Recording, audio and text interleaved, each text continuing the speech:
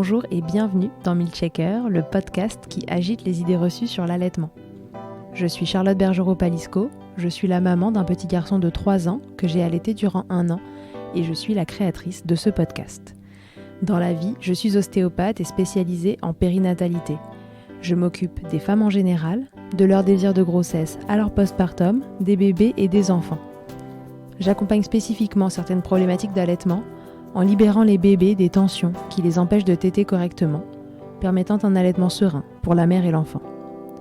Au fil des consultations, je me suis rendu compte que le principal frein à l'allaitement, c'était le manque d'informations, de partage d'expériences et de vécu dans une société où l'allaitement n'est pas une norme. Je vous propose donc d'interroger avec moi des mères et des pères sur leurs expériences, mais aussi de vous informer auprès de professionnels spécialisés en allaitement. Mon objectif est simple, vous informer, vous donner des clés pour faire des choix en conscience, banaliser l'allaitement sous toutes ses formes, vous le rendre plus accessible, plus facile et alimenter ce fameux village dont on a tant besoin pour élever un enfant. Milkshaker donne aujourd'hui la parole aux sages-femmes, du moins à une sage-femme. Elle s'appelle Charline, vous connaissez probablement son compte, @Charline Sage-Femme, qui tente de vulgariser et de rendre accessible tout plein d'informations sur la femme, la gynéco, la grossesse, le postpartum et tant d'autres.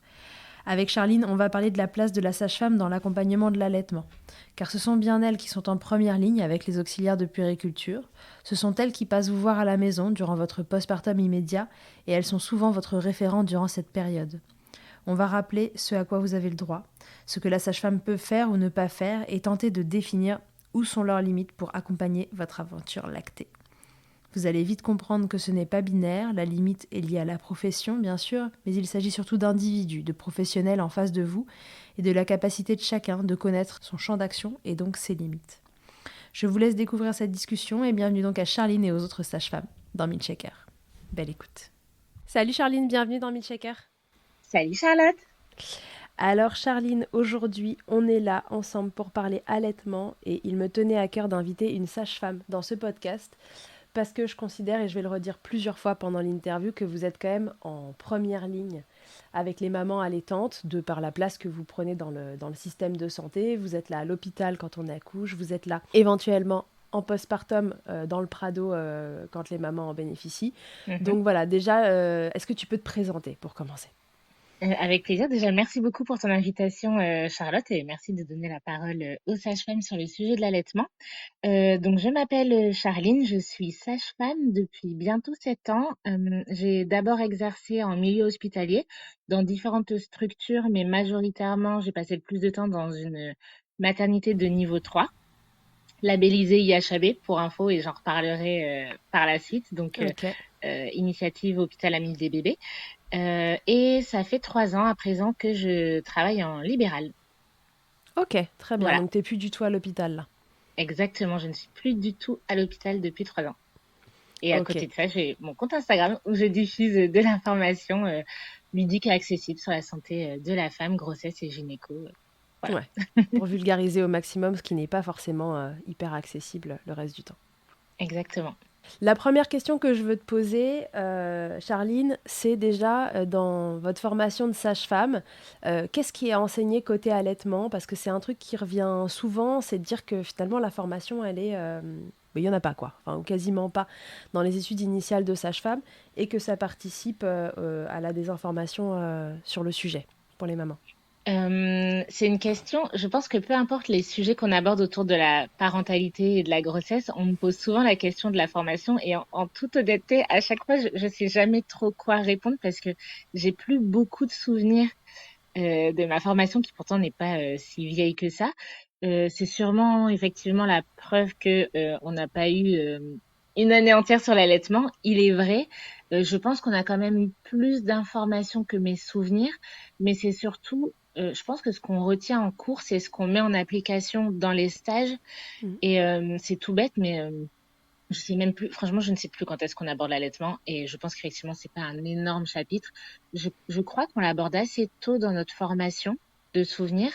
Et après, c'est est-ce qu'on a des stages finalement pour les mettre en pratique dans la foulée ou pas. Et je trouve que notre formation pour l'allaitement repose beaucoup plus sur nos stages, les personnes qu'on va rencontrer, qu'on va suivre que sur la formation initiale, effectivement. Et pourtant, la théorie, elle est essentielle et on n'apprend pas tout en cas clinique, mais voilà. Donc, j'ai plus énormément de souvenirs. Je pense qu'effectivement, comme c'est de toute façon ce qui ressort de beaucoup de monde, elle est pas suffisante. Moi, mon souvenir, c'est d'avoir vraiment appris sur le terrain en tant que stagiaire, mais aussi en tant que sage-femme. Euh, Parce que le souvenir que j'en ai, donc toujours prendre avec distance ce que je dis, vu que je n'ai pas fait toutes les écoles de sage-femme de France, bien Mhm. évidemment.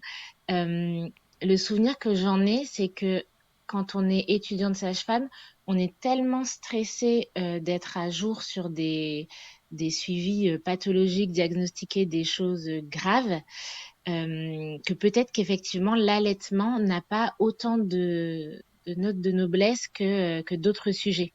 Parce qu'il y a une autre solution que l'allaitement, parce qu'il y a toujours cette solution biberon et lait infantile, enfin lait préparation commerciale pour nourrissons. Tu penses que c'est pour ça que c'est du coup moins important dans l'esprit? Je pense que globalement, c'est pas tellement par rapport au biberon, mais je pense que c'est, en fait, on apprend presque, on est capable de prendre en charge des situations graves, mais Ouais. les situations de la vie commune qui peuvent paraître assez banales finalement, même pour une étudiante sage-femme, bah écoute, cette patiente, elle souhaite allaiter ou elle souhaite donner le biberon, bah finalement, on est peut-être moins au clair. Je vais donner un autre exemple. Un pédiatre va être hyper au fait sur quelque chose de grave, mais tu vas lui dire, bah, mon bébé, il a un bouton là sur la joue, est-ce que c'est grave? Bah, sûrement que non.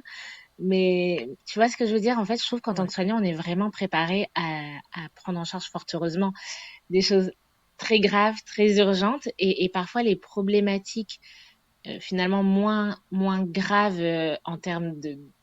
Ouais, de risques vitaux. Exactement, c'est le mot que je cherchais, merci.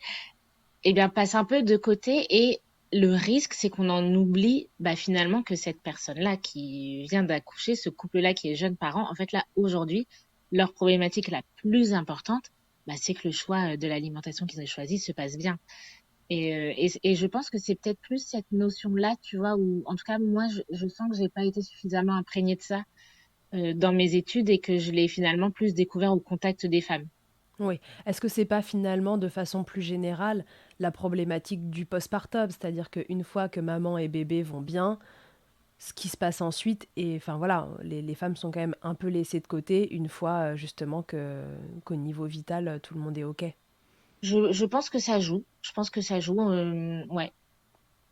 Ouais, c'est ce postpartum qui est pas tout à fait assez bien considéré et l'allaitement en fait partie. En partie, mais tu vois, il y a ce côté, si c'est pas grave et que le pronostic vital n'est pas en jeu, c'est pas si simple dans.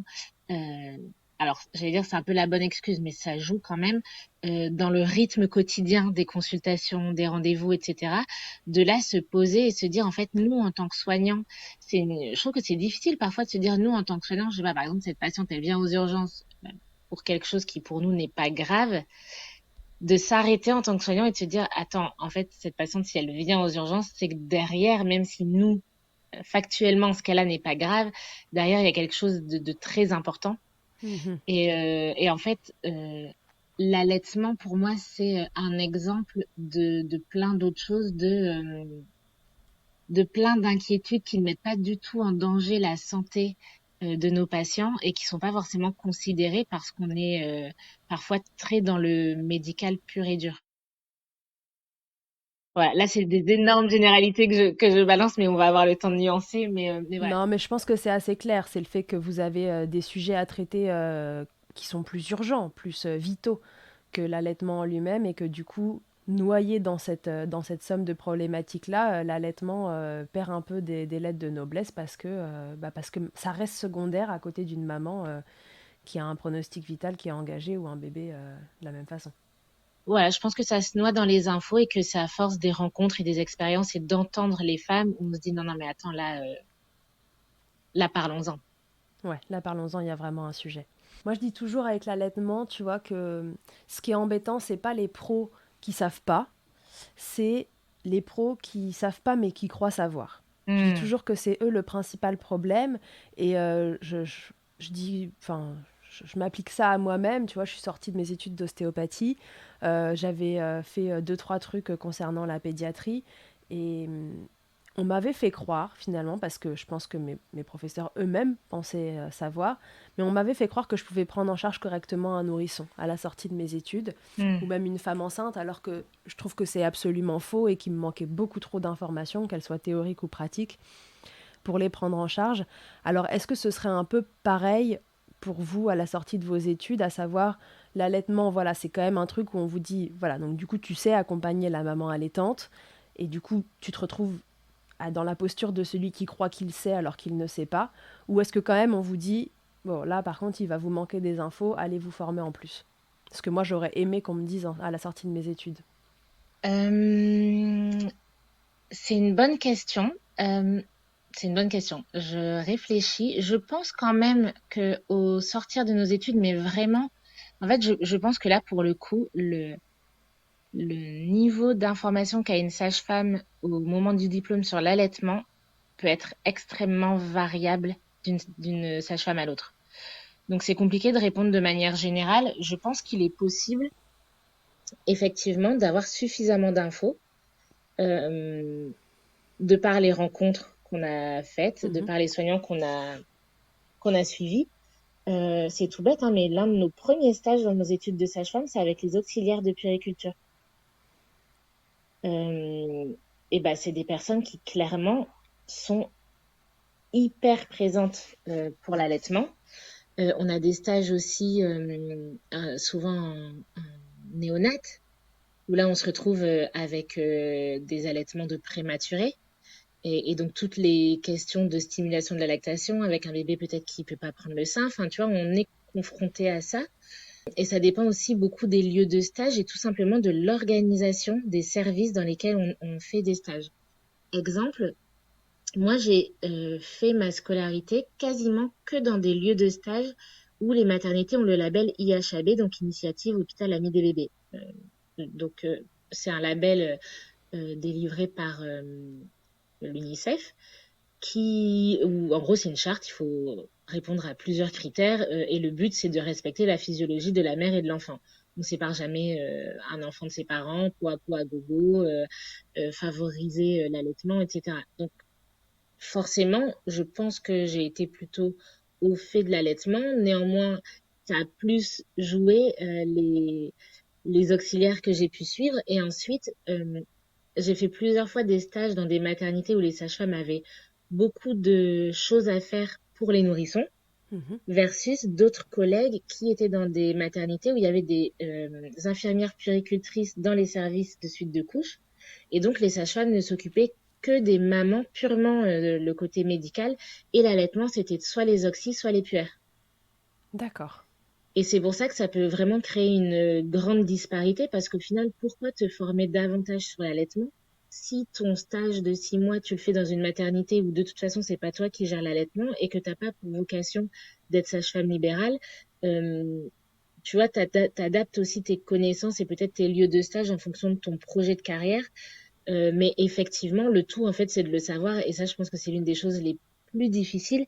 Et quand en plus tu te sens pas forcément légitime et que tu te poses plein de questions sur tes compétences quand tu es toute jeune diplômée, de dire bah je sais pas, tu te dis pas forcément en fait c'est sage de dire je sais pas, je vais adresser. Mm. Tu te dis juste en fait je suis nulle.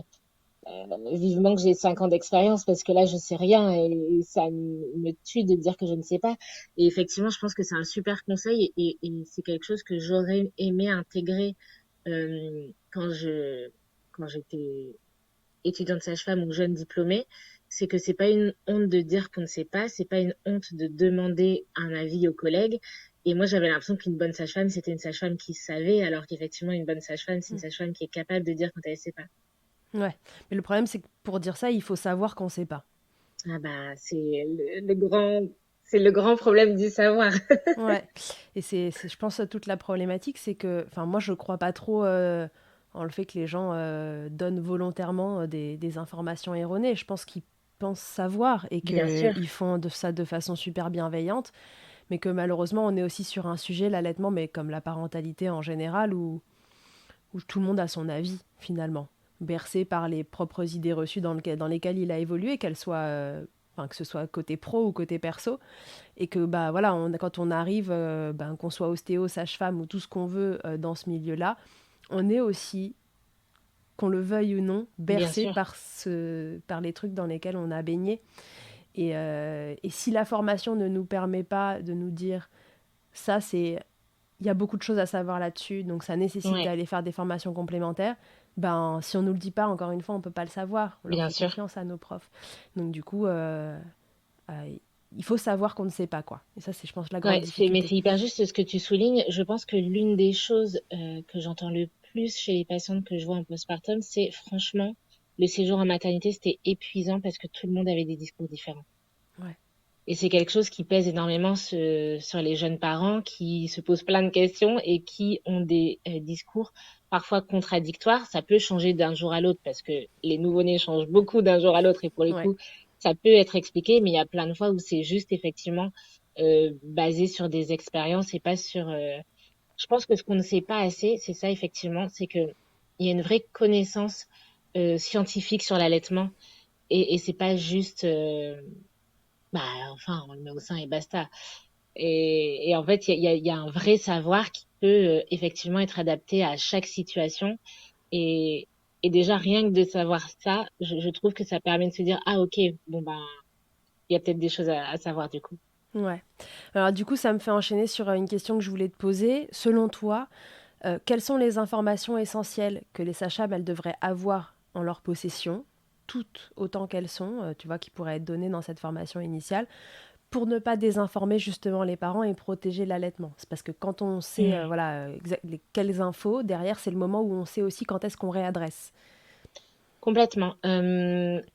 Bah, tu vois, ça, ce que je vais te dire, c'est des choses que moi j'ai apprises effectivement quand j'étais déjà diplômée, parce que dans la maternité où j'ai travaillé le plus longtemps, il y avait plusieurs consultantes en lactation, que ce soit des sages-femmes ou des auxy dans le service de suite de couche, et on avait même des protocoles sur l'allaitement, ce qui peut paraître extrêmement bizarre. Et je sais que certains se disaient non mais attends, des protocoles sur l'allaitement. Ben en fait, ça permettait de s'appuyer sur des choses factuelles et des facteurs de risque pour se dire en fait tant qu'on n'a pas ça, il n'y a pas de nécessité de compléter.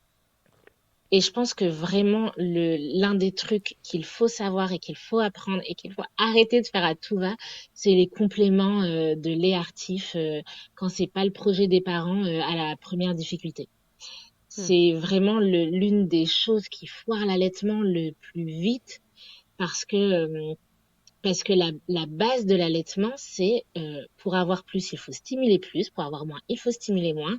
Et en fait, si on n'a pas compris juste cette base toute simple, on va foirer un allaitement parce que en plus de du coup empêcher ce bébé de stimuler plus parce qu'il a besoin de plus, bah forcément comme on aura complété et vraiment je parle de lait actif parce que ça va très vite sans même passer par la case de complément de lait maternel.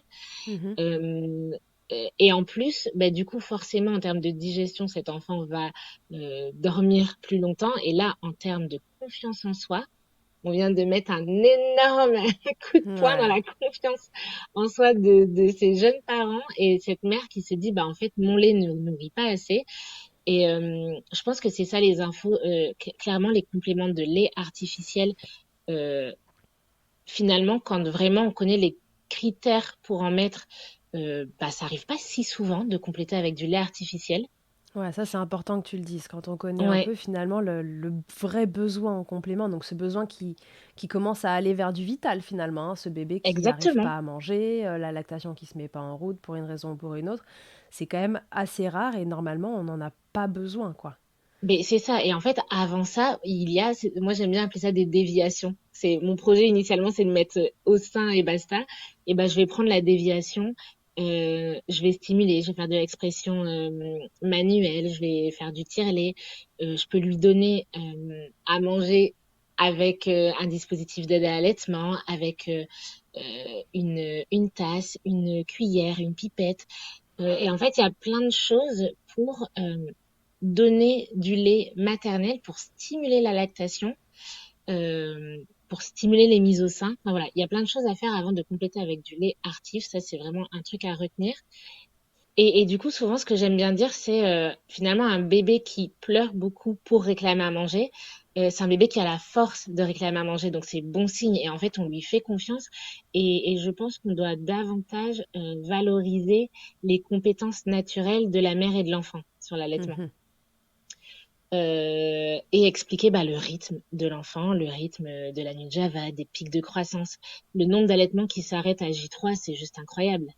C'est incroyable. Et en fait, juste quand ça fait 2 jours que t'as pas dormi parce que tu viens d'accoucher, que ton enfant a perdu du poids et que c'est normal, mais que toi, sur le moment, tu t'as juste envie qu'il reprenne du poids. Mais ça aussi, rappeler que un bébé perd du poids et c'est normal les premiers jours. Et tant mieux qu'il fasse son pic de croissance à J3 et qu'il réclame toute la nuit et que c'est une nuit de Java et que c'est la nuit blanche parce qu'en fait, il fait exactement ce qu'il doit faire pour reprendre du poids. Et c'est canon. Ouais. Et alors que si on dit, ah bah oui, il doit avoir vraiment très très faim, on va le Votre lait, il doit compléter. vraiment pas être nourrissant. Ouais.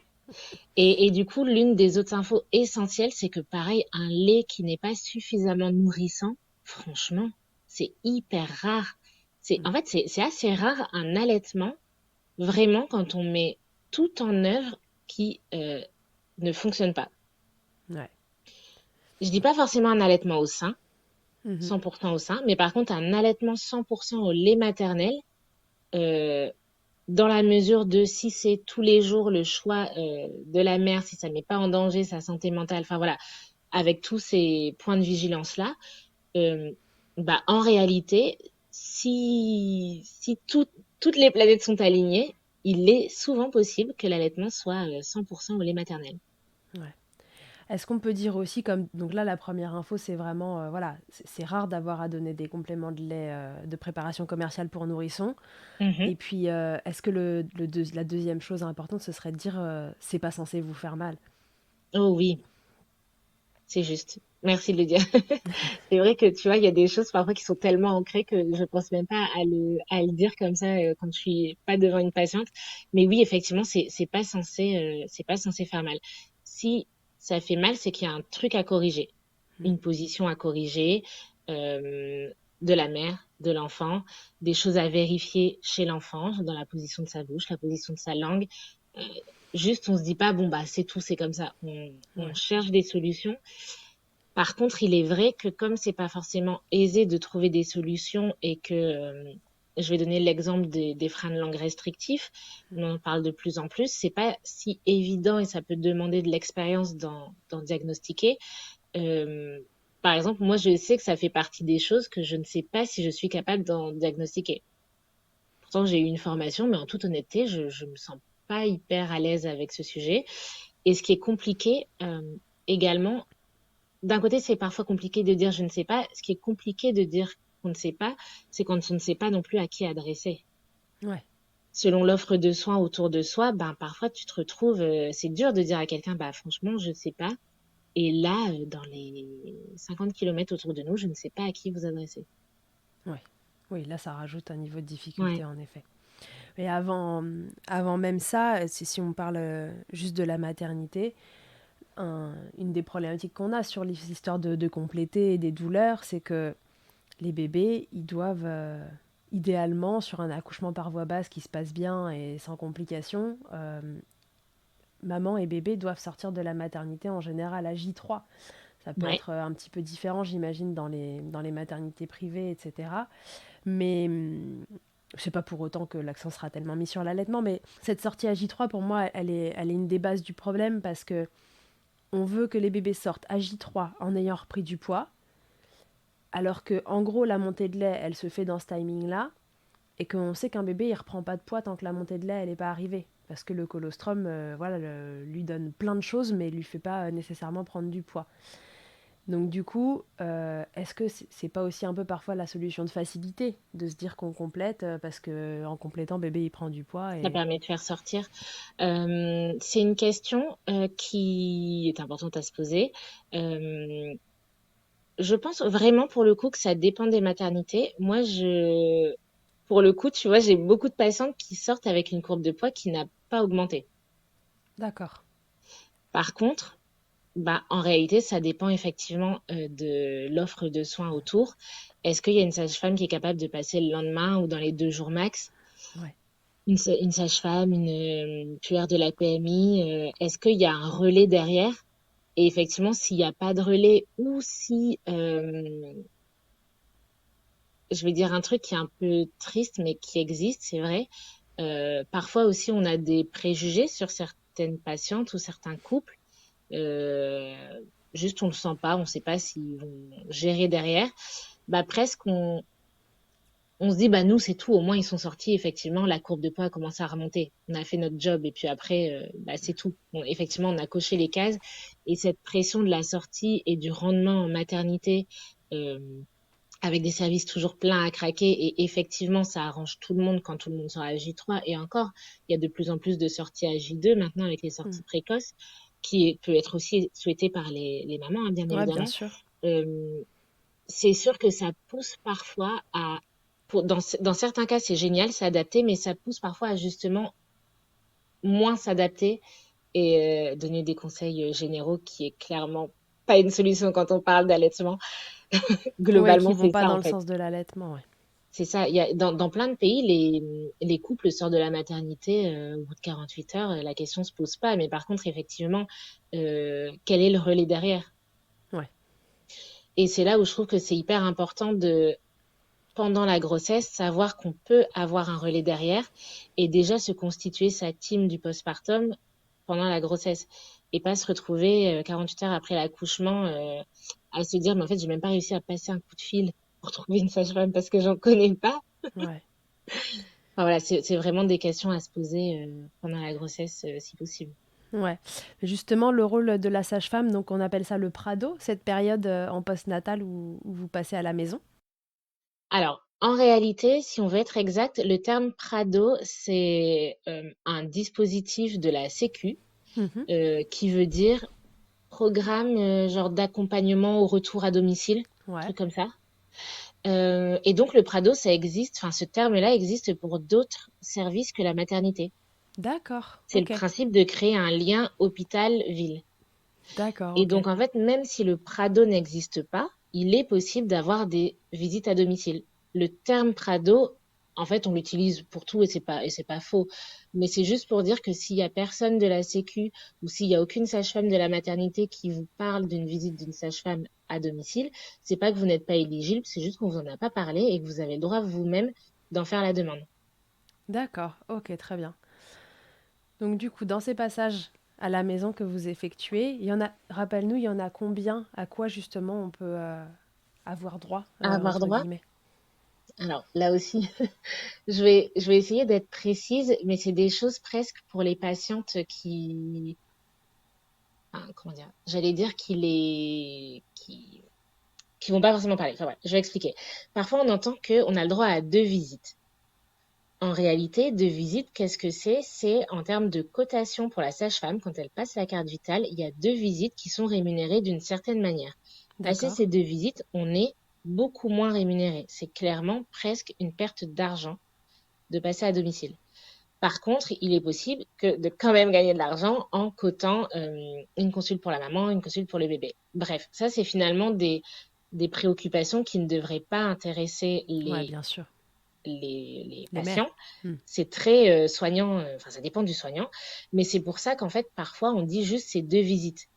Parce que en réalité, c'est un peu le nerf de la guerre. On galère tous à gagner de l'argent en tant que sage-femme et passer 1 heure pour gagner 20 euros, ce n'est, enfin 20 euros brut, donc 10 euros, ce Ouais, n'est pas possible. bien sûr. C'est juste clairement impossible. Euh, donc finalement, tout ça pour dire que, en réalité, en pratique, qu'est-ce qu'il faut retenir pour une patiente? C'est qu'il n'y a pas un vrai nombre limite. Si vous avez besoin d'une sage-femme, si elle vous dit qu'elle peut pas passer, en fait, c'est plus elle de son organisation, de son ressort, de ses habitudes. Parce que une sage-femme s'organise comme elle veut, elle n'est pas tenue de faire des visites à domicile si elle n'en fait pas. Euh, mais par contre, vous avez le droit de demander de voir une sage-femme en postpartum à domicile ou au cabinet, Mhm. ce qui est parfois plus simple aussi Bien de sûr. se déplacer, en tout cas pour trouver une sage-femme disponible. Il n'y a pas de nombre limite. C'est juste que euh, sur au moins 2 rendez-vous, vous êtes sûr de ne pas avancer les frais. Selon les sages-femmes, les régions, les habitudes, potentiellement également jusque J12 du postpartum. vous êtes toujours au 100% maternité. Et c'est pas pour autant qu'après vous êtes laissé pour compte. Vous avez le droit à G18 après la naissance, une question allaitement, prendre un rendez-vous avec une sage-femme. Et si vous n'avez pas de sage-femme qui est disponible pour une visite à domicile, eh bien, voyez si vous pouvez vous déplacer au sein de son cabinet. Euh, c'est pas la même chose en téléconsultation, mais n'empêche que ça peut parfois faire avancer, débloquer des choses le temps d'avoir un rendez-vous en présentiel, d'avoir une consulte à distance. Donc en fait, il n'y a pas de vrai nombre limite. On est en France, c'est remboursé à 100%, à part peut-être les sages-femmes à Paris qui ont le droit de faire du dépassement d'honoraires vu le prix des loyers. Mais sinon, en fait, tout au long de sa vie, une femme Ouais. peut faire appel à une sage-femme. Si c'est pour parler de son allaitement, eh ben c'est pour parler de son allaitement. Si c'est pour parler de sa déchirure, c'est pour parler de sa déchirure. Mais en fait, elle a le droit. Notre limite, ça va juste être par rapport au suivi du poids du nourrisson. Ouais. Si c'est le suivi pur du poids, là, généralement, nos compétences, elles s'arrêtent à 1 mois de vie. Mhm. Mais il y a toujours ce truc de, bah, en réalité, si c'est une question sur l'allaitement à 1 mois et demi, bah, bien évidemment, tu peux venir voir la sage-femme et on reparle de tout ça. Et D'accord. finalement, encore une fois, toutes les sages-femmes ne font pas tout. Donc, en fait, juste contacter la sage-femme à côté de chez vous et demandez-lui, bah voilà, est-ce que vous faites. Mais encore faut-il savoir que vous pouvez vous permettre de demander. Et ça, les patients ne pensent pas forcément à juste appeler et dire, bah, est-ce que ça vous le faites? Est-ce que, bah non, en fait, elle se dit juste qu'il y a personne. Et c'est faux, il y a pas personne. D'accord. Ok. Et alors du J'espère coup, que c'était le... clair. Si, si, c'est clair. Non, non, ça veut dire que, en fait, voilà, si vous avez un besoin, il y a toujours une sage-femme qui sera disponible autour de vous. Il en Exactement. est comme ça, c'est un droit que vous avez d'avoir des visites, que ce soit chez vous ou que ce soit au cabinet, qui sont prises en charge. Voilà. C'est ça? En gros. Euh, Quel rôle vous avez du coup dans ce Prado par rapport à l'allaitement? Est-ce qu'il y a, enfin dans ce Prado, dans ces visites autour de l'allaitement? Qu'est-ce que vous pouvez faire, ne pas faire? Quelles seraient en quelque sorte les limites d'une sage-femme concernant l'allaitement? Quelles sont nos limites? Bah, c'est une bonne question. J'allais dire que notre but dans ces visites dans ces visites postnatales, c'est vérifier l'examen médical de la mère, l'examen médical de l'enfant, son poids et donc son alimentation. Euh, Finalement, notre but, c'est de vérifier que tout va bien, donner des conseils s'il y a besoin d'en donner et réorienter effectivement si ça va pas. Dans ces cas-là, si ça va pas, je pense au cas des pertes de poids importantes supérieures à 10% du poids de naissance. Dans ces cas-là, on continue pas le suivi à domicile, on adresse à l'hôpital. Ce qu'on vérifie aussi, c'est et ce donc même si on peut donner des conseils sur l'allaitement, hein, c'est tout une perte de poids trop importante, on réadresse. Euh, pour des taux de jaunisse trop importants, on peut réadresser également à l'hôpital. Et après, sur l'allaitement, bah finalement, j'allais dire, tant que la sage-femme qui est en face de sa patiente, dans la circonstance de sa patiente, est capable de l'accompagner, bah, elle l'accompagne et presque sa limite, ça va être de pas trouver de solution. Bah, dans ces cas-là, on adresse à des collègues, à des consultantes en lactation. Je pense que c'est surtout ça, la limite, c'est encore une fois, bah là, je me sens bloquée dans les conseils que je donne et je trouve pas de solution. Oui, encore une fois, tout en prenant en compte le projet de la mère, à savoir si jamais elle a envie d'allaiter, toujours essayer de trouver le chemin pour éviter les compléments et éviter une mise en péril de cet allaitement. Donc quand on se sent Exactement. coincé, c'est là qu'on réadresse, comme dans tout métier d'ailleurs. Mm. Tu nous as parlé de la jaunisse du bébé, et ça tombe bien Ouais. parce que je voulais te poser une question à ce sujet-là. C'est comme c'est encore une fois vous qui êtes en première ligne en postpartum. Moi, ça m'arrive de voir arriver des loulous au cabinet qui ont le fond d'œil un peu jaune, etc., qui éventuellement sont un peu voilà, ramollos au sein. Alors souvent, je dis, voilà, quand est-ce que vous passe votre sage-femme ou quand est-ce que vous la revoyez pour qu'on puisse vérifier ça. Bon, bah, je la vois demain. Bon, bah, parfait, super. Et là, je me décharge sur vous. Mais c'est un vrai sujet, la jaunisse, parce que dans l'allaitement, ça peut être un facteur, comme on dit, bah, pas favorisant, mais l'inverse, enfin, un facteur qui embête l'allaitement. Mhm. Est-ce que tu peux nous rappeler comment ça fonctionne et pourquoi c'est un truc à vérifier, sans pour autant que bébé soit en danger? Ouais, bien sûr. Donc, pour rappel, la jaunisse, est-ce que tu sais ce que c'est la jaunisse? Moi, j'adore expliquer ce que c'est parce que je trouve que c'est incroyable. C'est un En défaut de fait, produit d'évacuation de bilirubine ouais, au niveau du exactement. foie. Et donc, en fait, qu'est-ce qui donne la jaunisse? C'est parce que le foie fonctionne hyper fort chez les nouveau-nés. C'est le foie hein, qui rend jaune. Le nouveau-né ne respire pas comme nous dans le ventre. Il reçoit de l'oxygène via le sang de sa mère. Et donc, les globules rouges qui sont ces cellules qui ramènent l'oxygène vers les muscles, etc., sont des globules rouges de fœtus. Une fois qu'il naît, il respire bah, comme nous maintenant avec ses poumons et donc il a d'autres globules rouges qui amènent différemment l'oxygène vers nos organes. Et donc il a plus besoin de ces globules rouges de fœtus et donc il doit les dégrader. Et quel est le foie, quel est l'organe qui dégrade dans le corps? Eh bien c'est le foie. Et donc Oui. le foie est, fonctionne énormément chez les nouveau-nés et donc c'est physiologique, c'est normal et non inquiétant de faire une jaunisse, que les bébés soient un peu jaunes les premiers jours de vie. Et en fait, souvent, le pic de la jaunisse, c'est vers J3. Et c'est pour ça que souvent, la sortie se fait à J3 ou si la sortie se fait à J2, on veut un contrôle de la jaunisse à domicile à J3 pour vérifier que au moment du pic, on soit hors zone de risque. Euh, et après, donc, on arrive au pic à J3 et cette jaunisse, selon les enfants, donc elle monte plus ou moins, hein, eh bien, elle peut aussi descendre parfois assez lentement et facilement sur plusieurs jours. L'enfant peut rester avec un teint ictérique, donc avec cette ictère, sans que ce soit grave. Par contre, c'est à surveiller. Et quels sont les signes rassurants face à une jaunisse quand on sait que le taux était bon à J3? C'est justement un bébé qui prend du poids, un bébé qui élimine bien, qui remplit ses couches, qui a au moins 4 pipis par jour avec des couches qui pèsent et des selles qui ont changé de couleur. C'est incroyable. Les urines, les selles sont jaunes. La jaunisse aussi, magnifique. Versus un enfant qui a un teint un peu jaune, on se dit bah oui, bon, comme beaucoup de nouveau-nés, mais son taux était bon. Mais effectivement, il est un peu hypotonique et pas très vaillant au sein. Et bah là, on se dit bah forcément, si il ne mange pas beaucoup, euh, il ne va pas beaucoup éliminer et donc ça peut entretenir sa jaunisse et donc il reste plutôt hypotonique et en fait c'est un cercle vicieux.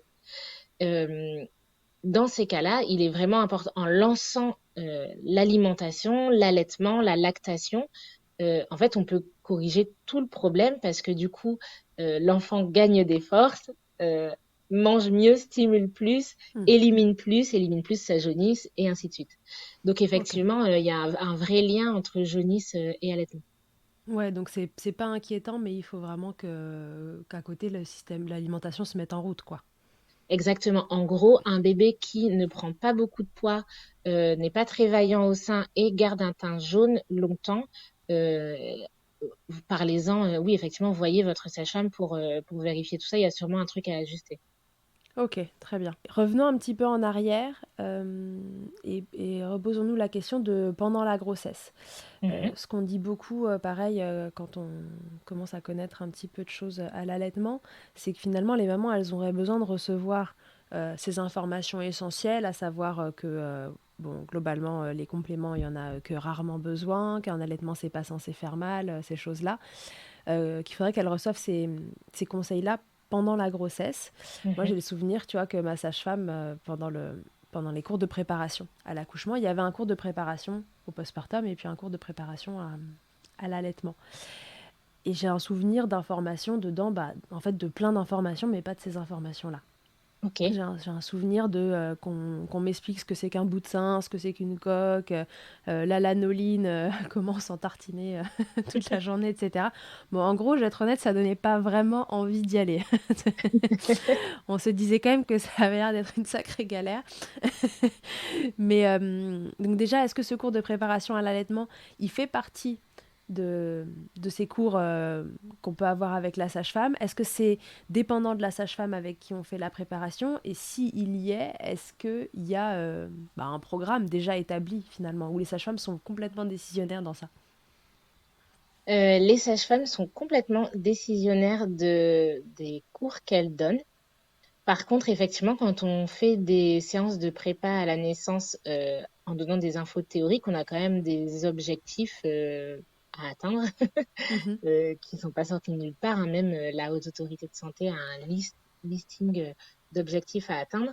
Par contre, effectivement, on n'a pas, en gros, on n'a pas un protocole, genre, voilà, vous faites de la prépa, voici ce que vous devez dire sur l'allaitement.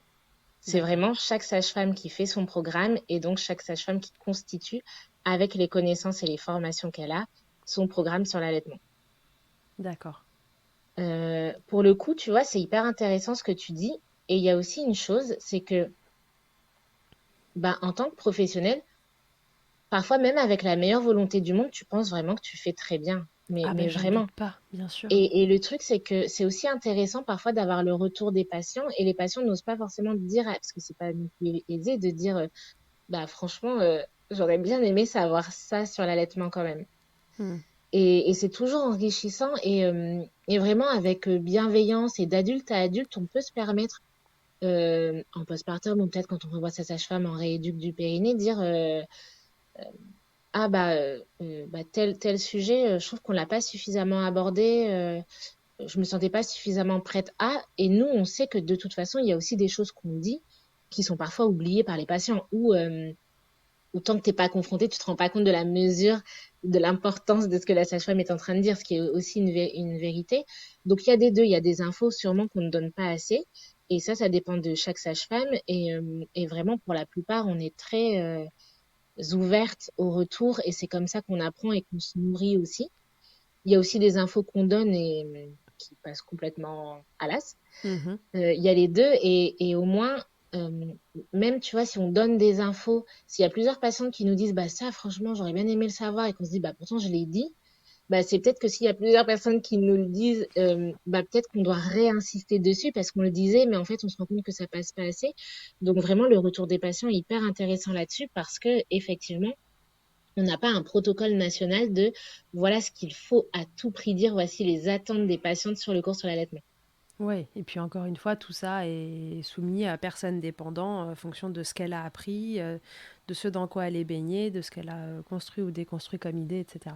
Voilà. Ouais, mais t'as raison, tu vois, là tu me le dis, c'est vrai, j'aurais dû l'appeler ma sage-femme et lui dire qu'il y a des choses que ça m'aurait fait du bien d'entendre en préparation et que, en effet, tout simplement, avec bienveillance, mais faire un retour, c'est Bah important. ouais, en fait, comment dire, enfin, c'est hyper important, ça permet de garder le dialogue soignant-soigné, euh, dialogue qui, je trouve, parfois se rompt de plus en plus. Mm, Et j'ai l'impression parfois qu'il y a de plus en plus de camps.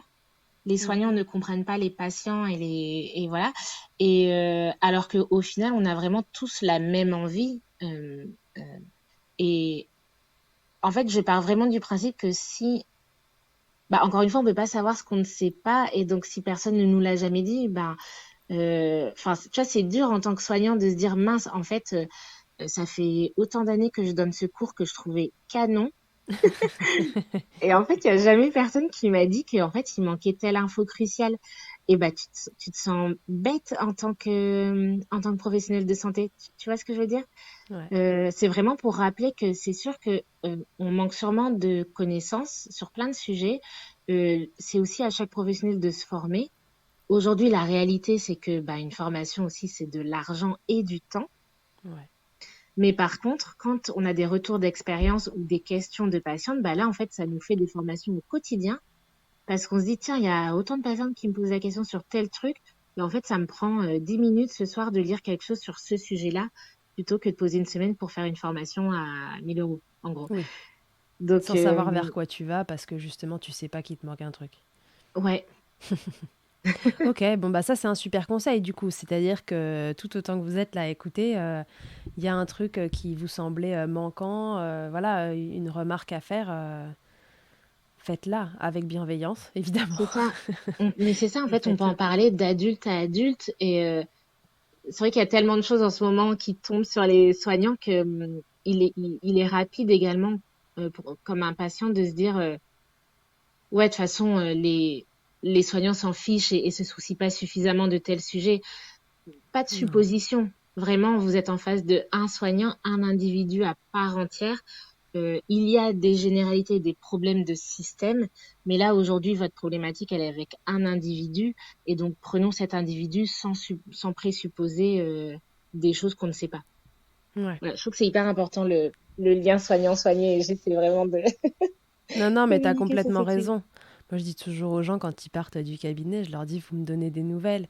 Ah oui, mais alors, je sais comment, parce que je vous dérange pas. Non, mais en fait, vous me dérangez pas si je vous propose de le faire. Je devrais Exactement. même pas vous proposer de le faire. Par principe, vous avez mon numéro. S'il y a un souci, moi, je dis toujours, je préfère qu'on me déteste de près que de loin. Au moins, ça fait grandir. Non, mais c'est vrai, c'est hyper important ce que tu dis. Donc ça peut être aussi une façon justement d'aider à cette diffusion d'informations sur le Ouais. sujet de l'allaitement. Et puis parce qu'on y reviendra après, mais voilà, malheureusement, on sait que votre métier aujourd'hui est vachement brassé, que vous avez une somme de choses à faire dans des conditions un peu déplorables. Donc, comme tu le disais tout à l'heure, ça, VS, les choses vitales, voilà, on ne peut pas non plus Mm. vous demander d'être partout. Ok, ok. Je voudrais qu'on reprenne quelques situations. Si tu as par exemple, tu vois, des exemples dans tes patientes, etc. Quelques situations de maman problématiques avec l'allaitement et comment, quelles armes toi, t'as en tant que sage-femme et à quel moment tu passes le relais. Je te donne un exemple. Est-ce que tu as dans tes patientes une maman qui souffre par exemple de crevasses? Tu passes à J5 à la maison. Elle a les seins, c'est le feu. Elle, elle se tartine de sa lanoline tous les jours. Elle a les coquillages d'allaitement, machin. Elle a tout essayé, tous ces espèces de pansements, tu vois, face à la douleur Mhm. et aux crevasses du sein. Qu'est-ce que tu as, toi, comme arme en tant que sage-femme qui, visiblement, a quand même quelques bases au niveau de l'allaitement à lui proposer? Bah, premièrement, ouais, cette patiente, on va voir ce qu'elle a déjà fait, de quand ça date. Est-ce que, elle a toujours eu ses crevasses? Est-ce que ça ne fait qu'empirer? Est-ce que finalement, aujourd'hui, à J5, c'est horrible, mais ça va mieux qu'à J4? Mhm. Donc déjà, où est-ce qu'on en est dans son histoire de crevasses? Qu'est-ce qu'elle a déjà mis en place? Parce que sur les crevasses, c'est un sujet tellement fréquent qu'on a l'impression qu'on sait déjà tout, mais ça m'arrive, et tu vois, même chez des multipares, par exemple, on parle des crèmes, des pansements, etc. Et donc, je leur dis, bah, peut-être, est-ce que vous avez déjà tenté les coquillages? Non, mais je l'avais fait pour le premier, j'avais complètement oublié que ça m'avait sauvé mes crevasses. Enfin, donc, juste répéter tout ce qui existe pour soigner, vu que là, on Mhm. est dans le soin, vu qu'elles sont déjà là. Euh, Tout simplement, on regarde une mise au sein, la position. Est-ce qu'on peut conseiller sur la position de la mère, de l'enfant, de la bouche de l'enfant, comment elle est la succion, tout simplement. On examine l'enfant et après, on va aussi comment dire, s'appuyer sur comment s'est passée la naissance. Est-ce qu'il y a eu ventouse, forceps? Moi, ça m'arrive souvent, tu vois, justement, je ne dis pas ça pour te brosser dans le sens du poil, mais ça m'arrive souvent sur des crevasses persistantes d'adresser à des ostéos. Euh, Eh oui, parce qu'un bébé qui est tout coincé, niveau crâne, niveau mâchoire, c'est un bébé qui serre la bouche. Parfois, c'est fou comme en 24 heures, je vois une différence et moi, je suis là avec mes conseils et parfois, les patientes, je sens qu'elles ont envie d'appliquer tous les conseils qu'on leur donne, la crème, la position, le truc, et je leur dis, mais allez voir l'ostéo. Je repasse 3 jours plus tard. Vous avez pris rendez-vous? Ah bah, j'ai oublié d'appeler.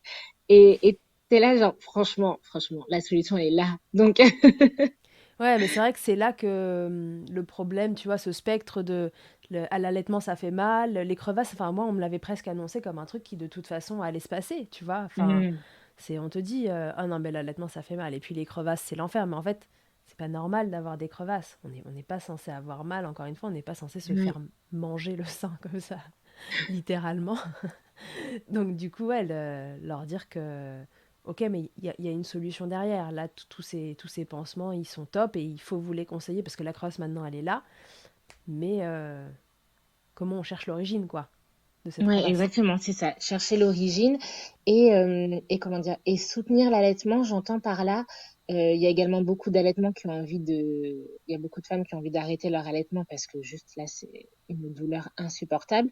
Et c'est là où il est important de parler, encore une fois, de ce que j'appelle les déviations, de toutes ces possibilités de maintenir un allaitement maternel sans que ce soit forcément au sein directement. Euh, on peut se permettre de faire une pause de mise au sein pendant 6 heures, 12 heures, 24 heures, le temps de cicatriser et de peut-être un peu arrêter ce cercle de la douleur qui est stimulé et réveillé toutes les 2 heures et entretenu. Et on a le simple fait de mettre son enfant au sein, on a déjà mal au sein. Hmm. et il est possible de donner son lait euh, autrement qu'en biberon si vraiment là on sent qu'on va arrêter l'allaitement parce qu'on n'arrive plus à mettre son enfant au sein. Et donc vraiment, on a pour moi ce rôle de soutien et je trouve qu'il y a beaucoup d'allaitements qui en fait juste s'arrêtent parce qu'on ne dit pas en fait là il peut avoir une solution. Voici ce qu'on peut faire, enfin toujours encore une fois en suivant le Bien projet sûr. du couple, hein, mais euh, mais juste être soutenu en disant, OK, là, franchement, c'est pas normal ce que vous vivez, mais ça, c'est pas pérenne. Il y a des solutions. Persistez, on se revoit dans 2 jours. Et Mm. en fait, notre rôle, il est là aussi. Entendre toutes les craintes, toutes les questions, y répondre. C'est, tu vois, j'ai encore vu une patiente là, ça faisait 6 semaines qu'elle avait accouché. Un allaitement, franchement, enfin, une warrior, elle a tenu bon jusqu'au bout. Elle a failli arrêter pendant mes vacances parce que son médecin généraliste lui a dit, eh, franchement, non, mais en fait, donner des compléments de lait de préparation commerciale. Elle est allée en pharmacie pour en acheter. Et c'est la pharmacienne qui l'a vu venir chercher ses pansements, ses trucs, son tirelet, son truc, qui lui a dit, mais non, c'est pas votre projet, n'arrêtez pas. Vous... Enfin, là, franchement, ce que vous avez, vous tenez bon et tout. Et elle a Ouais. continué. Ça se passe bien. Et en fait, il y a énormément d'allaitements qui s'arrêtent parce qu'on dit, bah ouais, c'est la merde, arrêtez. Oui, et puis parce que la solution, il y a une solution de facilité, quoi, qui n'est pas une Ouais, solution pour l'allaitement, mais qui est une solution pour que bébé soit nourri quand même, quoi. exactement. Donc, du coup, on a tendance à se ranger vers ça parce qu'on veut des solutions le plus vite possible pour tout le monde, quoi. Malheureusement, un Ouais, allaitement, c'est la solution la plus rapide, n'est pas souvent celle qui va dans le sens d'un allaitement maternel. c'est ça. Ok, et du coup, à quel moment tu réfères? Bon, pareil, enfin, on va pas pouvoir faire de généralité pour toutes les sages-femmes, puisque chacune avec sa formation peut aller jusque là où elle veut. Mais par exemple, tu vois, tu me disais tout à l'heure, moi sur les problématiques de frein, etc., c'est un truc où je me sens pas apte à diagnostiquer. À quel moment, tu vois, sur cette maman qui a des crevasses, tu réfères? Bah, alors déjà, je vais dire une chose très pratico-pratique, mais selon le temps que j'ai à lui accorder. Mhm. C'est tout bête, mais il faut aussi savoir dire, en fait, franchement, là, ce que je peux lui proposer, c'est pas suffisamment soutenant en termes de dispo. Mhm. Donc là, c'est pas un suivi pathos, c'est juste référer à peut-être quelqu'un qui sera plus disponible que moi aussi. Mhm. Euh, Bien évidemment, on va vérifier que ça ne s'infecte pas. Bien sûr. Et ça m'arrive sur des problématiques, et encore, ouais, c'est exactement ce que tu as dit, ça va dépendre aussi de chaque sage-femme et comment, voilà, jusqu'où elle se sent d'aller. Moi, je trouve que c'est intéressant aussi parfois d'avoir, même si on sent qu'on peut gérer et qu'on a le temps, pour le coup, quand on a des consultantes en lactation dans le coin, j'aime bien quand je sens qu'on commence à accumuler un peu les problèmes et que c'est un peu laborieux pour s'en sortir, même si on est sur la bonne voie. Euh, En fait, c'est là où je me dis, il y a quand même beaucoup de points. Ouais. Et même si je pense être sur la bonne voie, bah finalement, le regard de la personne qui aura un spectre de solutions sûrement plus large. Quand je me dis, il y a peut-être un truc que je loupe, mais je sais pas y répondre à cette question vu que j'ai pas toutes les infos. J'aime bien référer et prendre un autre avis dans ces cas-là quand je me dis, j'arrive pas à savoir si je loupe un truc ou si là, tout ce que j'ai proposé, c'est bien. Ouais, donc finalement, quand ça se complique, quoi. C'est-à-dire que si au démarrage, on a une maman, on reprend l'exemple des crevasses, mais qu'il y a une position qui est pas bonne, un bébé qui était un peu tendu, etc., en fait, c'est soit tu t'en sors très rapidement et à 100%, soit tu t'en sors mais à moitié, ou tu t'en sors pas et là tu réfères, quoi. Mais tu laisses pas une Ouais, maman avec plein de soucis, même si ça a l'air d'aller dans le bon sens, quand ça commence à traîner. c'est ça. Et je trouve qu'en plus, sur l'allaitement, parfois, il suffit d'employer d'autres mots pour donner exactement le même conseil et ça peut tout changer. Et je trouve que D'accord. quand ça traîne un peu, avoir un autre avis, et franchement, parfois, la personne donne exactement les mêmes conseils que j'ai donnés, mais moi, ça me rassure dans le sens, ok, j'ai rien loupé, donc pour moi, ce n'était pas un rendez-vous qui servait à rien. La patiente, ça la rassure en me disant, ok, 2 personnes disent la même chose, donc vraiment, ce qu'on est en train de faire, on est sur la bonne voie. Et le but de référer, parfois, l'autre personne va pas apporter de nouvelles solutions, et c'est pas pour autant qu'elle n'apporte rien. parce qu'une expertise en plus, ça soutient l'allaitement aussi. Oui, et parfois, juste avoir un double avis, une seconde personne qui vient confirmer la première chose, en effet, ça rassure la maman, ça tamponne le fait qu'elle est sur la bonne voie, qu'elle peut continuer comme ça et qu'on est bon. Donc non, ça peut être rassurant et très soutenant pour l'allaitement, je suis assez d'accord avec toi. Donc très bien, voilà, c'est parfois demander un nouvel avis, parfois parce qu'on s'en sort pas. Donc voilà, le meilleur conseil que tu pourrais donner finalement à une sage-femme qui peut-être sait pas qu'elle sait pas, mais si elle écoute cet épisode maintenant, elle saura qu'éventuellement elle peut avoir des manques dans ce domaine-là, c'est lui dire, voilà, finalement un deuxième avis n'est jamais mauvais à prendre, donc si la maman peut le faire et qu'il y a quelqu'un de disponible autour, pourquoi s'en priver, quoi. Exactement, c'est ça. En fait, pourquoi ne pas dire, euh, bah voilà, la semaine prochaine, je suis un peu moins dispo, bah peut-être aller voir une consultante en lactation, demander à la puère de PMI de passer. Et en fait, à force d'avoir des deuxièmes avis qui vont toujours dans votre sens aussi ou qui apportent quelque chose, on apprend aussi comme ça parce que du coup, ça nous permet aussi d'avoir les conseils de nos collègues. Ok, très bien. Donc on revient à ce qu'on disait tout à l'heure, on sait aujourd'hui que la difficulté pour les sages-femmes de faire dans des conditions correctes, j'entends, leur travail concernant l'accompagnement des naissances. Alors, est-ce que ça, tu penses vraiment que ça participe au fait qu'il y a un manque d'informations concernant l'allaitement? Parce qu'encore une fois, ce serait le sujet de trop. Tu vois, dans le spectre des choses que vous avez à faire et dans les conditions dans lesquelles on vous impose, entre guillemets, de le faire, euh, quelle place peut avoir l'allaitement là-dedans? C'est pas une question simple, je trouve. Est-ce que c'est le sujet de trop?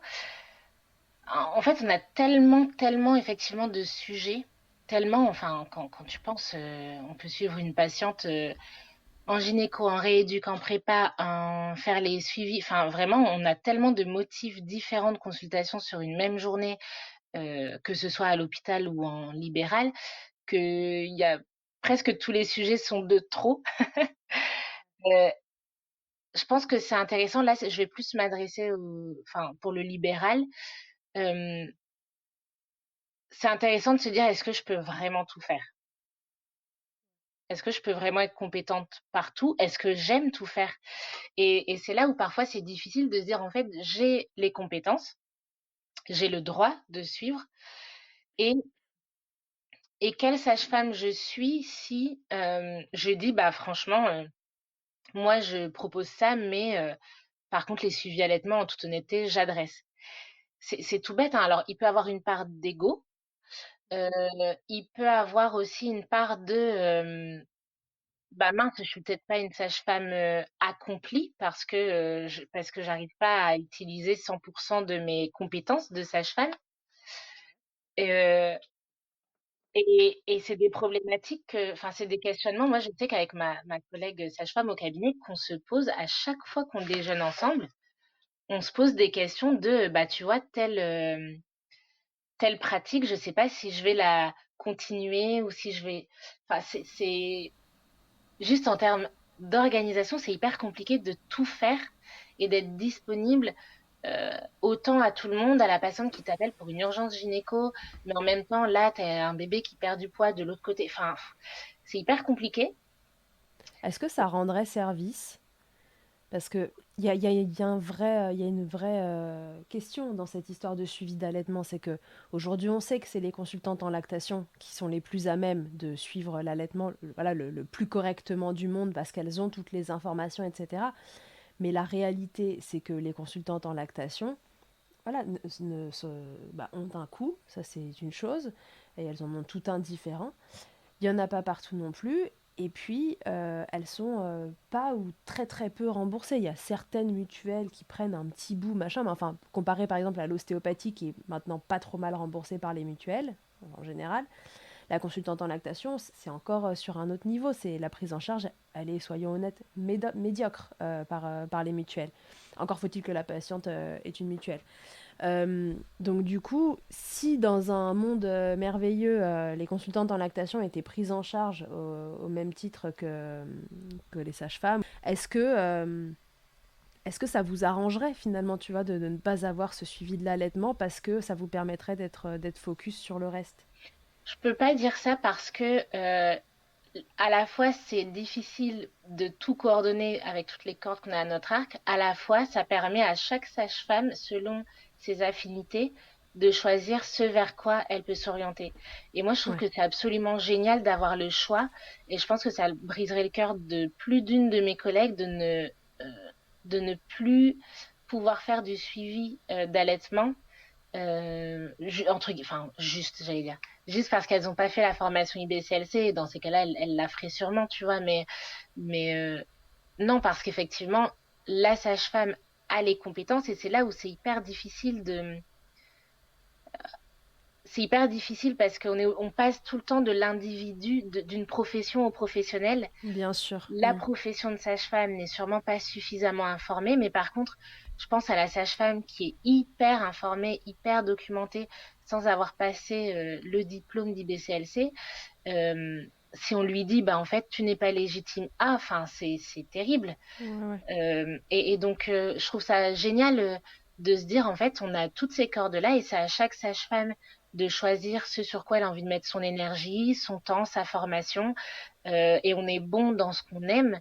Et, et voilà, et oser dire, ok, ça par contre, c'est pas mon sujet de prédilection, j'accepte d'y passer moins de temps, mais je peux pas souhaiter non plus aux IBCLC d'être remboursés parce que, en réalité, le remboursement, c'est vraiment une médaille à double face. C'est absolument génial pour les patients et on a un système de soins formidable pour ça, mais c'est terrible pour les professionnels. On se rend bien compte là, les psychologues pour qui à présent on peut demander, je crois, 5 séances remboursées. C'est en fait c'est terrible. Aujourd'hui, ils ont le choix de se conventionner ou pas, et plein le feront pas Ouais. parce que sous motif d'être soignant et de vouloir rendre service, on devrait accepter de gagner 9 euros de l'heure, enfin, euh, 9 euros dans la poche, hein, après les charges, les trucs, les machins. Et donc le remboursement, en fait, c'est terrible parce que je peux pas le souhaiter aux gens. Moi, tous les jours, je peste, enfin, le remboursement, mais à d'autres tarifs, quoi. Moi, tous les jours, je peste sur les tarifs de la Sécu. Donc, C'était plus dans l'esprit de se dire, est-ce que pour vous, enfin, pour toi par exemple, qui connaît tes limites et qui sait quand est-ce qu'il faut que tu renvoies vers une IBCLC, est-ce que fréquemment il y a un frein de ce côté-là, tu vois, pour les patientes? euh, c'est un frein qui peut être fréquent et dans ces cas-là, n'oublions pas qu'il y a la PMI, hein, quand même. On Mm. a la protection maternelle infantile avec que ce soit des sages-femmes ou des puères qui peuvent passer régulièrement. C'est également un super soutien. Et finalement, moi, ce que j'aime bien dans le fait qu'il y ait plusieurs choix comme ça, bah, c'est que ça peut aussi s'adapter à différents profils. Enfin, en toute honnêteté, j'ai pas de réponse tranchée sur le sujet. Je suis désolée, il y a plein de sujets où je suis pas très tranchée, hein. Je suis- Non, non, mais il y a aucun souci. Il y a aucun souci. Moi, ouais, je te posais la question parce que je me disais que en effet, on dit que vous manquez de formation, etc., mais vous n'avez pas nécessairement le temps d'aller vous former dans le spectre de choses que vous allez que vous avez à faire. Effectivement, se former, ça a un coût. Et puis encore une fois, faut-il savoir qu'on a besoin d'aller se former. Enfin, tout ça, ça met quand même plein de barrières pour un métier qui pourtant est en première ligne sur ce sujet-là. Et comme tu le disais, c'est peut-être pas nécessairement vital, mais à un instant T, pour un couple, maman-bébé et pour un couple parental, ça peut être un peu le sujet numéro un, quoi. Mais C'est ça. Et en même temps, en même temps, ne sont pas rares, ne l'oublions pas, les sages-femmes extrêmement bien formées sur l'allaitement. hmm, Donc, c'est possible. C'est vraiment ouais, au niveau individuel que ça se passe, quoi. Donc, bah oui, c'est ça. peut-être qu'en fonction de votre projet, c'est à réfléchir quand vous êtes enceinte, mais en fonction du projet que vous avez, demandez à votre sage-femme, voilà, à quel point elle a envie de s'impliquer là-dedans. Est-ce que c'est un sujet qui la botte pas? Parce que on a le droit de dire qu'un truc nous botte pas. Moi, typiquement, désolé s'il y a des sportifs qui nous écoutent, mais les sportifs, ça me botte pas. J'irai pas me Ouais. former sur le sujet.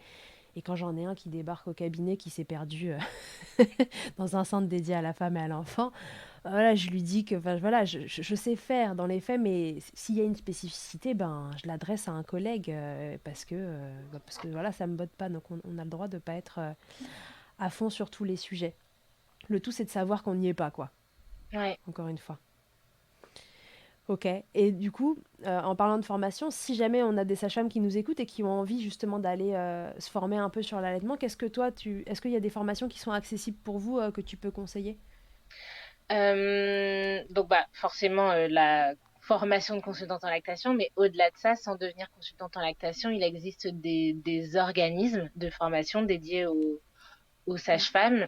Les plus connus, je sais pas si je donne les noms. Bah si, je Ouais. pense. Il n'y a Bon, pas de les plus souci. connus, il y a l'ADCO, Médic Formation, qui propose des formations. Euh, il y a également l'Association nationale des sages-femmes libérales qui propose des formations. Mhm.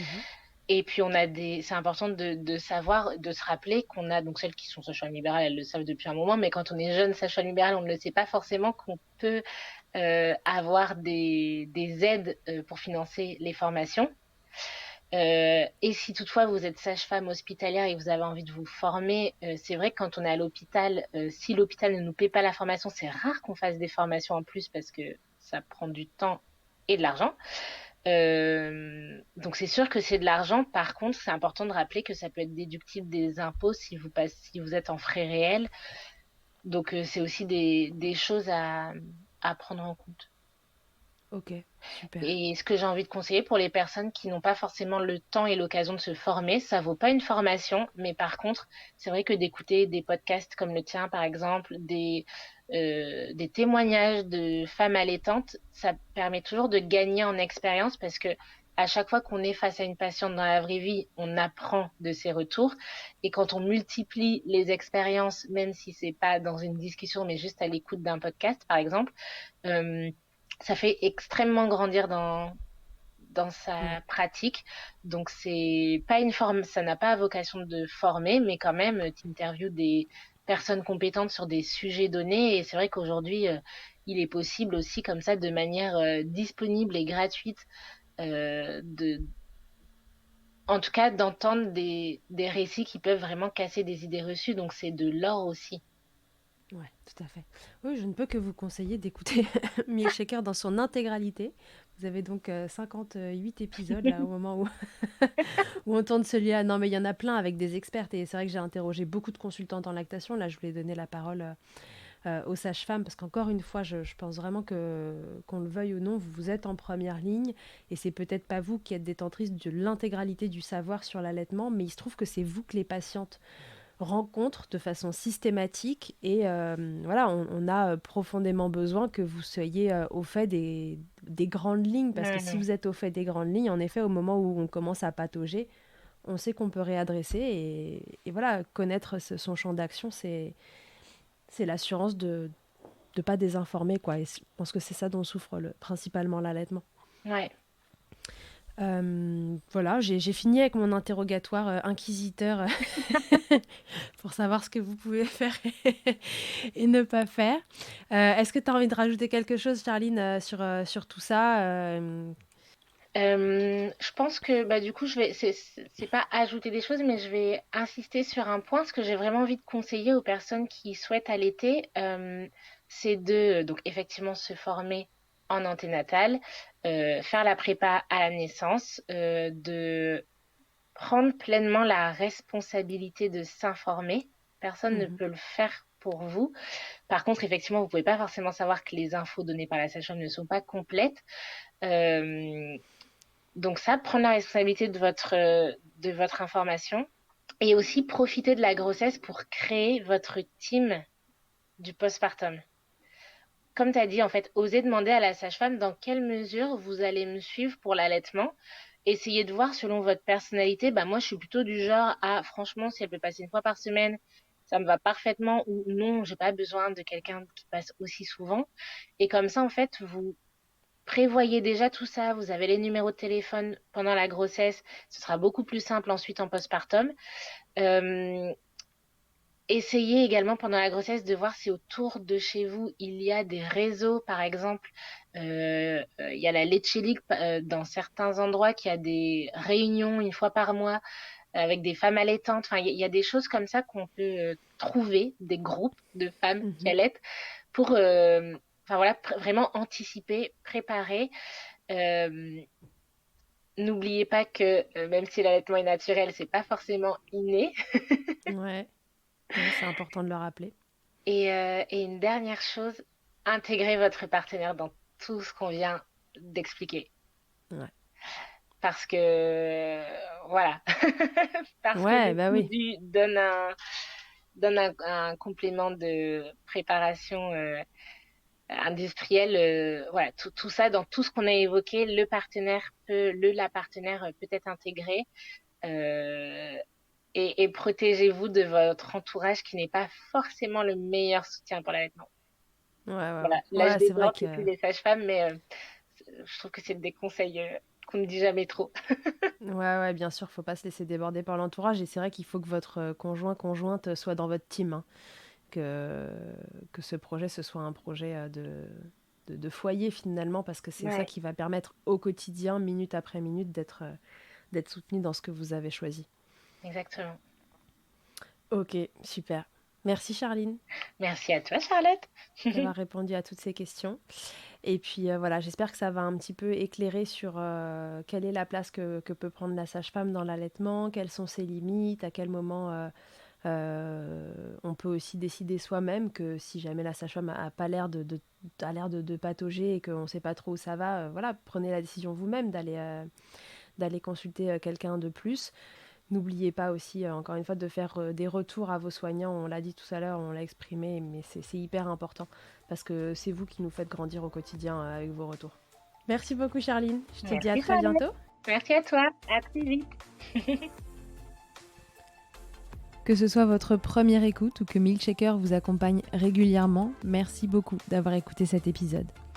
Si vous aimez ce podcast et que vous souhaitez le soutenir, c'est très simple. Notez-le, abonnez-vous, mettez un commentaire avec 5 étoiles de préférence en fonction de votre plateforme d'écoute et surtout partagez-le sur les réseaux sociaux @milkshakerpodcast pour le faire connaître. Pour suivre l'actualité du podcast, ça se passe sur le compte Instagram du même nom ou sur mon site internet charlotte-bergerot.fr où vous trouverez tous les épisodes. Vous pourrez désormais y faire un don si vous souhaitez soutenir Milkshaker. On se quitte encore et toujours avec Emma et son titre Blinded qu'elle a écrit et composé en collaboration avec Nemen. Je vous dis à très vite pour un nouvel épisode et d'ici là, n'oubliez pas, prenez soin de vous, milkshakez autant que vous le voudrez et bousculons ensemble les idées reçues sur l'allaitement maternel.